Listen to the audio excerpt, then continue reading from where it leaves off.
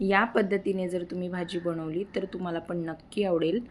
तर चला रेसिपीला सुरुवात करूयात। इथे मी कांदा गॅसवरती भाजून घेतलेला आहे।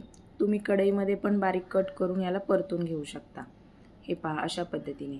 यानंतर इथे तेल गरम करायला ठेवलेलं आहे। तेलामध्ये आपण कांदा, खोबरं, लसूण, अद्रक आपल्याला हे सर्व मिश्रण भाजून घ्यायचं आहे। चांगल्या प्रकारे याला तुम्ही परतून घ्यायचं आहे।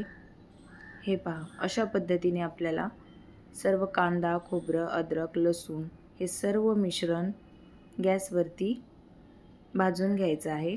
आणि एक मी इथे टोमॅटो घातलेला आहे। तुम्ही भाजीमध्ये पण नंतर पण हे सर्व मिश्रण भाजल्यानंतर पण भाजी परतताना पण वरतून आपण ॲड करू शकतो, पण मी इथे वाटून घेतलेला आहे याच्यामध्येच। आता यामध्ये आपल्याला मसाला घालायचा आहे। काळा मसाला आणि मी थोडी लाल चटणी इथे घेतलेली आहे आणि कोथिंबीरच्या काड्या घेतलेल्या आहेत। हे आपल्याला सर्व मिश्रण वाटून घ्यायचं आहे।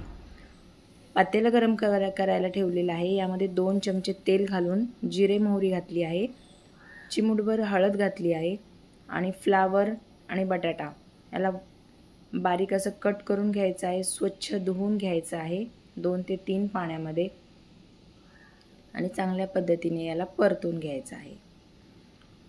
फ्लावर आणि बटाटा बारीक गॅसवरती आपल्याला परतून घ्यायचा आहे। त्यानंतर इथे मी मसाला वाटून घेतलेला आहे। मसाला पण आपल्याला चांगला असा याच्यामध्ये परतून घ्यायचा आहे। गॅसची फ्लेम लो टू मीडियम वरतीच ठेवायची आहे।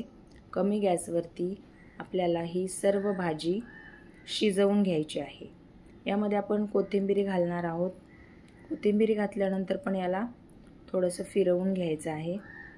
भाजी चांगली परतली की यामध्ये आपण आपल्या आवडीनुसार इथे पाणी ॲड करू शकतो। तुम्हाला जर भाजी घट्ट आवडत असेल तर कमी पाणी वापरा आणि जर पातळ आवडत असेल तर जास्त पाणी घाला।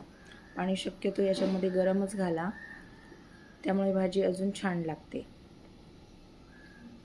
1 ते 2 उकळी येऊ द्यायची आहेत भाजीला आणि यामध्ये आपण चवीनुसार मीठ घालणार आहोत। चवीनुसार मीठ घालायचं आहे। थोडीशी यामध्ये कोथिंबीर घालायची आहे आणि 2 ते 3 मिनिटांसाठी आपण याला झाकून ठेवणार आहोत। 2 ते 3 मिनिट झालेले आहेत। तुम्ही पाहू शकता। हे पहा मस्त आपली भन्नाट अशी भाजी झालेली आहे। नॉनव्हेजलाही विसरून जाल अशी भाजी आपली झालेली आहे।